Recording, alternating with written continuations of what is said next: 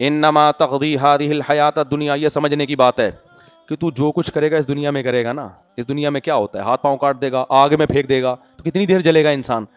لیکن ہم جس رب پر ایمان لائے ہیں وہ کیا کرے گا؟ سب سے پہلی بات ہماری اس گناہ کی مغفرت کرے گا جو ہم نے موسیٰ کلیم اللہ کا مقابلہ کیا. ہمیں تو ڈر یہ ہم پر عذاب نہ آ جائے کہ ہم ایک پیغمبر سے لڑے ہیں، ان کو ہرانے کی کوشش کی ہے. تو ہمیں اس توبہ کے نتیجے میں سب سے پہلا فائدہ کیا ہوگا؟ اللہ توبہ سے سارے گناہوں کو معاف. تو پیغمبر کا جو ہم نے مقابلہ کیا نا، یہ گناہ بھی ہمارا معاف ہو جائے گا.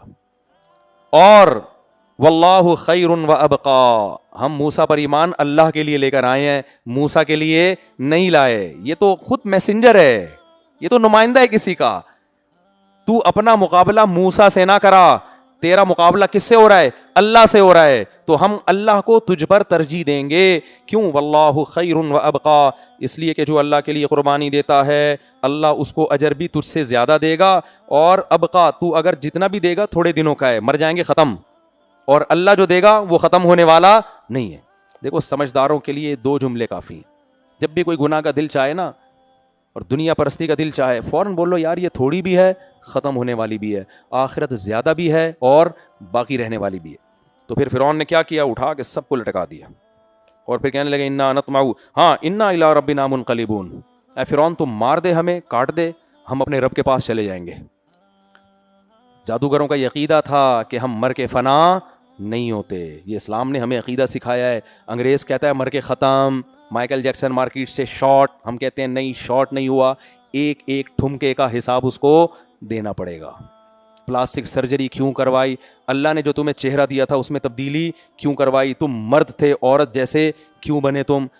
صرف مائیکل جیکسن نہیں، ہم سے بھی ہوگا. اللہ ہم سب کی تکبر والی بات نہیں کرنی چاہیے. ہم پتہ چلا مائیکل جیکسن سے بھی بری حالت ہو ہماری وہاں، اللہ ہم سب کو بچا کے رکھے. بتانے کا مقصد یہ ہے مر کے ختم بتم میرے بھائی کوئی بھی نہیں ہوتا. اللہ نے ختم کرنے کے لیے تھوڑی منی کے قطرے سے انسان بنایا ہے، ایسے تھوڑی بنا دیا اتنی شاہکار مخلوق کو مار کے ختم کر دوں گا.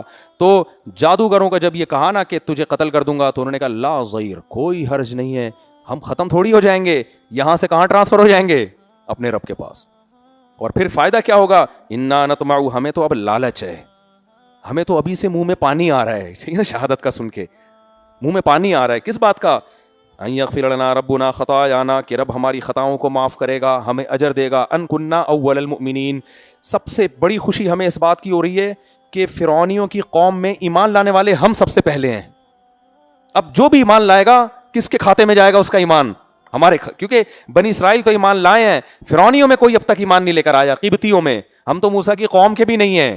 تو فرعونیوں میں ہم جب ایمان لے کر آئیں گے تو آگے لوگوں کو حوصلہ ملے گا اور ان کے ایمان کا اجر بھی ہمارے کھاتے میں آئے گا. تو اتنی بڑی جو ہمیں سہولت مل رہی ہے، اتنا بہترین قدرت کی طرف سے پیکج مل رہا ہے، اس پیکج کو ہم ضائع نہیں کر سکتے. یعنی اگر ہم ابھی ایمان نہ لائیں، موت سے ڈر جائیں، بعد میں لے آئیں تو بعد میں والا وہ مزیداری تھوڑی رہے گی. کیونکہ بعد میں تو کتنے فرعونی ایمان لا چکے ہوں گے. ہم چاہ رہے ہیں پہلا نمبر کس کا ہو؟ ہمارا ہو.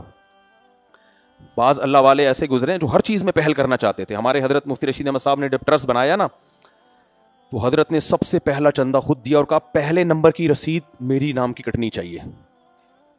پہلے نمبر کی رسید کس کے نام کی کٹنی چاہیے؟ آج کل جو بناتا ہے نا ٹرسٹ خود 5 روپے بھی نہیں لگا رہا ہوتا اس میں. پہلی رسید کس کی کٹنی چاہیے؟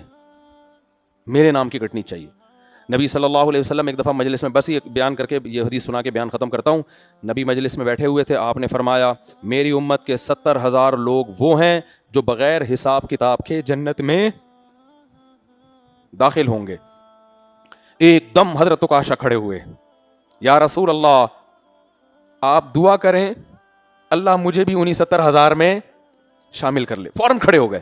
نبی نے فرمایا اے اللہ عکاشہ کو بھی انہی 70,000 میں شامل کر لے. اب فوراً دوسرے صحابی کھڑے ہوئے، یا رسول اللہ دعا کریں میں بھی ان میں ہو جاؤں. آپ نے فرمایا سبقک بہا عکاشہ، عکاشہ تم سے سبقت لے گئے. یہ فضیلت اس کے لیے تھی جو پہل کرے گا. تو پہل کس نے کر لی ہے؟ عکاشہ نے کر لی ہے. تو بعض کام ایسے ہوتے ہیں میرے بھائی، اس لیے میں کہتا ہوں جلدی استغفر اللہ، یعنی پھر ابھی رواج نہیں ہے نا سوسائٹی میں، آپ کرو گے رواج پڑے گا تو آپ کو بھی ثواب ملے گا اس کا. کیا خیال ہے؟ خیر، تو جب رواج ہو ہی جائے گا پھر تو سبھی کر رہے ہوں گے. ابھی تو پٹو گے، ہو سکتا ہے ہاتھ پاؤں کاٹ کے کھجور کے تنوں میں تمہیں لٹکا دیا جائے، سب کچھ ہو سکتا ہے. اصل ثواب ابھی ہے. تو کیسا جادوگروں کا ایمان تھا یا نہیں تھا. اس لیے جو خواتین بیان سن رہی ہیں میں ان سے کہتا ہوں اللہ کے حکم کے مطابق پردہ کر لو. آج لبرل انٹیاں بہت ہیں, بے پردہ بہت ہیں, پردے والوں کی عزت نہیں ہے, بے پرداؤں کی عزت ہے. آج پردہ کر لو, اللہ بہت خوش ہوگا اس پہ. مرد داڑھی رکھ لیں, نماز کی پابندی کر لیں, نظر کی حفاظت کر لیں.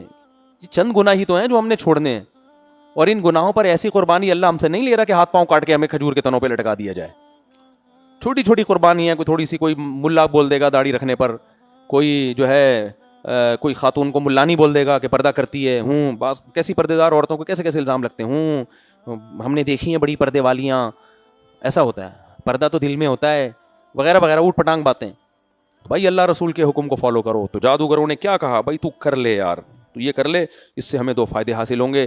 ایک, اللہ ہمارے گناہ کو معاف کر دے گا جو ہم نے موسیٰ کے مقابلے میں آئے, ہمیں تو اس کی فکر ہو رہی ہے کہ عذاب نہ آ جائے. دوسری بات, اللہ جو اجر دے گا وہ تجھ سے زیادہ. اور تیسری بات کہ ان کننا اول المؤمنین, ہمیں تو خوشی اس بات کی ہو رہی ہے کہ فرعونیوں کی قوم میں سب سے پہلے ایمان لانے والے ہم ہیں. اب جتنے بھی ایمان لائیں گے تو ہمارے کھاتے میں جائیں گے, ہمیں دیکھ کے بہت سوں کو حوصلہ ملے گا.